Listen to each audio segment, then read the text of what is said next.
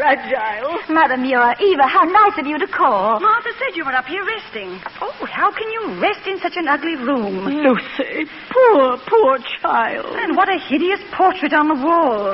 With a face like yours, madam, you'd be wise to shut up. Oh, no. Why on earth don't you take it down? Because I like it, Eva. Liar. Well, of course, if you want a portrait of a strange man in your room, well, that's up to you. Oh, Lucy, we have such bad news. The gold shares, your entire income. What about the gold shares? They're worthless. The mine is closed down. No more dividends, Lucy. It was all in this morning's newspaper. Oh, so we've come to take you and Anna back home with us. Eva, you're sure of this? Of course. No, don't make a scene in front of these swabs. I don't intend to make a scene. Oh, of course you don't. You're my brave little girl. Please, Mother Muir. Make her stop that caterwauling, or by Judas, I will take a hand. You keep out of this. Lucy, how can you talk to me like that? Oh, blast. Eva, did you hear what she said? Yes, Mother, I heard. Now stop sniveling. But I didn't mean you. Then just whom did you mean? You're acting in a most peculiar fashion, Lucy. Obviously, this dreadful place has preyed on your mind. Bats in your belfry. Pipe down. What? I want to think. But why? With your income gone, you'll have to come home with us. Don't do it, Lucy. Do you want me to stay? Yes. Lucy, are you out of your mind? You really mean it? Of course I mean it. Lucy. I'm sorry, Mother. It's very kind of you, but I'm going to stay. I'll manage somehow. So please be good enough to shove off. Shove off? She's insane. I want nothing more to do with her. Well, you don't have to push me, Mother. I'm going. Eva, I'm not pushing you. Stop it, Mother, please. But I'm not touching you, Eva. Stop! Oh, stop it!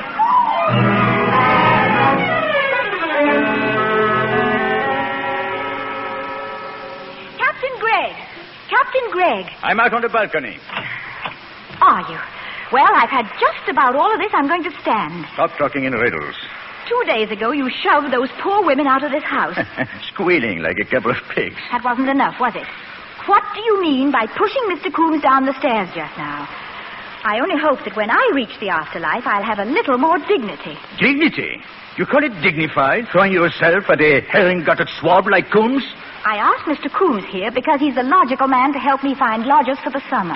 Lodgers? Oh, I made a mistake. Oh, forgive me, my dear. I thought you wanted to sign Coombs on for a husband. Mr. Coombs, that walrus? Well, it's my experience that women will do anything for money.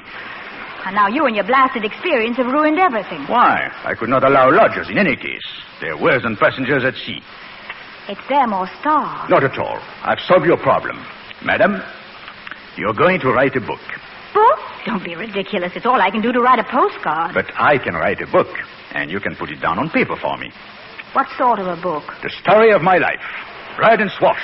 Yes, Ride and Swash by Captain X. I don't think that's at all a nice title. It's not meant to be. It's meant to be sensational, like the subject. But it takes months to write a book. What are we to live on in the meantime? Well, you have a little jewelry. Pawn it.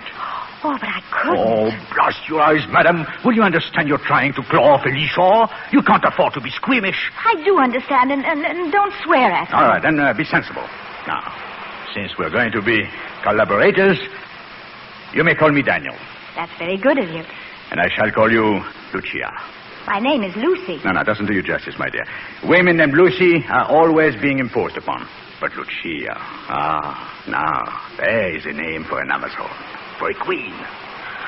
I don't feel much like a queen. I feel frightened and confused. Martha and I could always get along, but it's my baby. It's Anna. Well, don't you trust me? Oh, I do, Daniel, when I'm talking to you. But when you're not here, Well, it's asking a great deal to expect anyone to entrust our whole future to someone who isn't real. But I am real, Lucia. I'm here because you believe I'm here. Keep on believing, and I'll always be real to you. Yes, Daniel. Now, get into town and pawn your blasted jewelry, and don't come back without a typewriter. Yes, Ride and Swash by Captain X.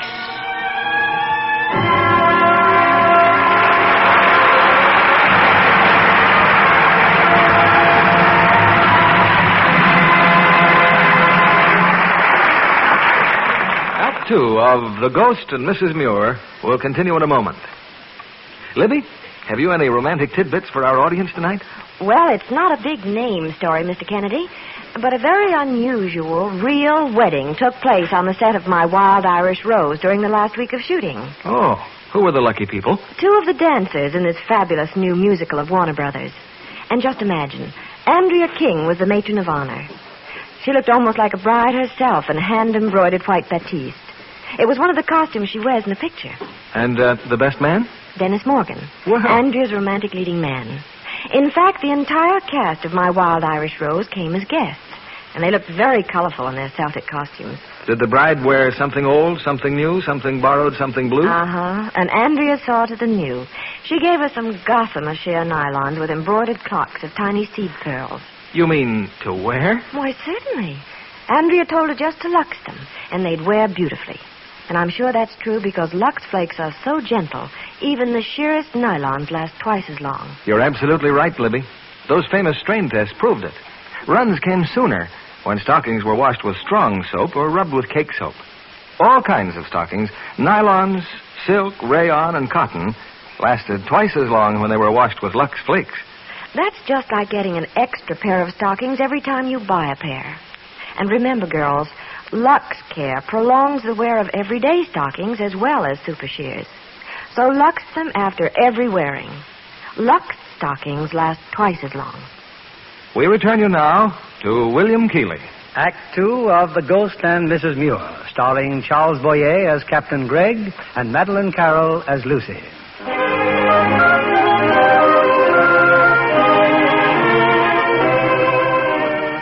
Summer has come to Whitecliff by the sea, but there's no clamor of lodgers in Gull Cottage. Instead, week after week, the constant clatter of a typewriter as the ghost of Captain Daniel Gregg dictates the vivid story of his life to Lucy Muir. Well? Why have you stopped typing? You didn't finish the sentence. It's that awful word, Daniel. But it's a perfectly good word. I think it's a horrible word. It means what it says, doesn't it? All too clearly. Oh, hang it all, Lucia. If you're going to be prudish, we'll never get the book finished. Now, where was I? Upstairs. Yes. The customs of Marseille are different to any... From any. Oh, cares. This is not a blasted literary epic. It is the unvarnished story of a seaman's life. It certainly is unvarnished. All right. Smear on some varnish then, but leave the guts in it. I think there should be a chapter about your boyhood, your school days. Never went to school. I was educated by the vicar. Poor man, you must have had a dreadful time. Oh, I suppose you were a model of all the virtues at 12. Certainly I was, and Anna shall be the same. Anna is not fat, as you probably were. I wasn't fat, I was skinny. Still worse. Hair ribbons and 1,000 freckles, probably. I notice you still have freckles. Very few, and I've been told they're quite becoming. Let me see. Yes, yeah, that.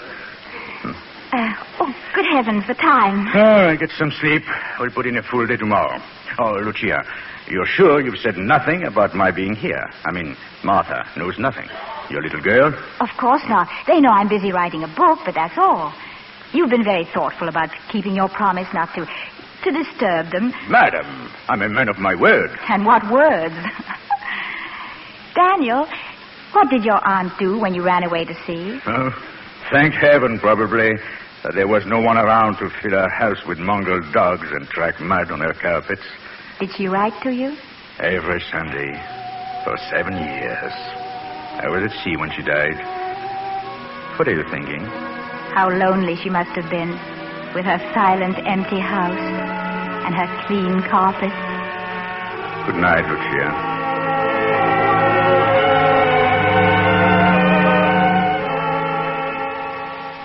Oh, the devil with your dawdling, Lucia. But I'm so tired, Daniel. Oh, a sentence or two and the book is all finished. I can't see straight or think straight. You don't have to think. Just write this down.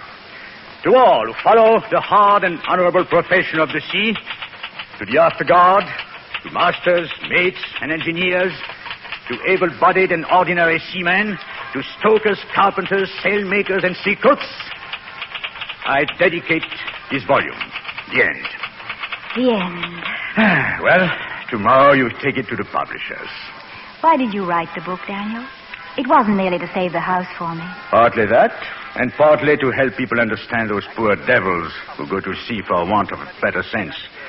Well, now, about the publishers. You'll go to Tackett and Sproul in Great Smith Street. Yes, Daniel. Now, be sure you see Sproul. He once came in fourth in a yacht race. Fancies himself a seafaring man.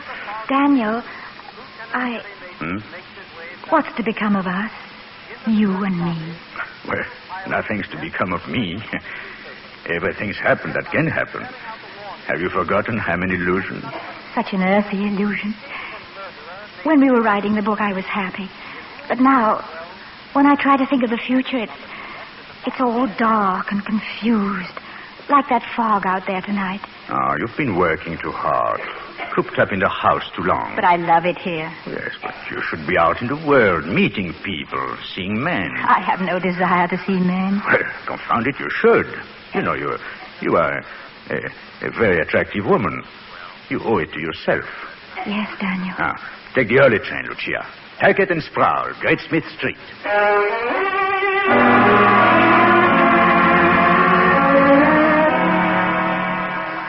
It's impossible, madam. You can't see Mr. Sproul without an appointment. But I have a manuscript here, and I'm sure A cookbook, perhaps. Gardening. Another life of Byron. Oh, really, Mrs. Muir? Oh, well, I'll mail you a notice when Mr. Sproul can see you, probably next month. Thank you. Surely you're not leaving, Mrs. Muir? I have no appointment. Then you shall have mine. But Mr. Fairley... Oh, it's all right, Albert. Just tell old Sproul I wouldn't wait. Well, aren't you going to thank me? It's very good of you, but I'm afraid I can't accept. You're a very beautiful creature. I can do no less than insist that you take my appointment. Mr. Sproul will see Mr. Fairley, Albert. Well, Mrs. Muir, are you going in, or shall I carry you in? Really? I don't know how you got in here, young woman, but this much I do know. I will not allow you to take up my time, and I will not review your manuscript. Shut up and sit down, you blasted grampus. Oh, dear. Madam, are you a would-be author or a would-be ventriloquist? I don't know what you're talking about, Mr. Sproul. I distinctly heard... And such a nice-looking woman, too. Mr. Sproul, please. This book, it isn't what you think it is at all. It's the unvarnished record of a seaman's life. Seaman? What could you know about seamen? Oh, a great deal, believe me. Unvarnished, you say? Shamefully so. Oh, dear me. Well, perhaps I'll glance at it after all. Sit down, young woman. Sit down.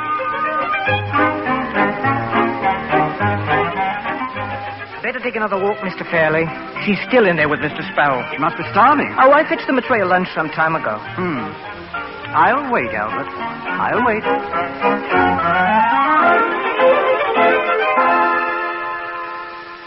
Well, Mrs. Muir, this is quite a book. Thank you. You're not going to pretend that you wrote it. No? No, it's a man's book. And what a man. Captain X. I'd like very much to meet him. Oh, I'm afraid that's impossible. He's away. Oh? Oh, I'm afraid that's impossible. He's away. Oh, a voyage, of course. Yes, a very long voyage. Oh, bless my soul, what a story. We shall publish it, of course, Mrs. Muir. You just leave everything to me. And be happy that you know such a man. There aren't many like him these days. You appreciate that? I think I do, Mr. Sproul. And thank you very much.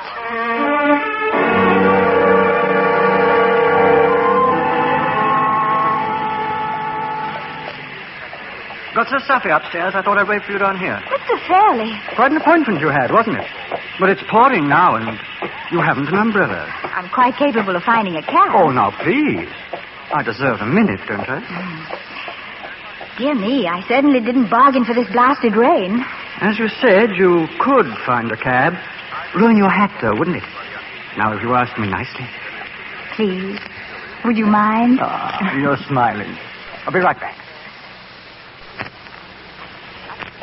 But why shouldn't I ride to the station with you? Perhaps I, too, must catch a train. I don't believe it. Really, Mr. Fairley, the sheer... Brass. The word you're looking for is brass. Exactly. Still, in a way, I should be grateful to you. You see, Mr. Sproul has agreed to publish my book. He always had a weakness for feminine literature. Well, this book might surprise you. It's surprising enough to find a lady author infinitely more exciting than her heroine could possibly be. I assume you also write, Mr. Fairley?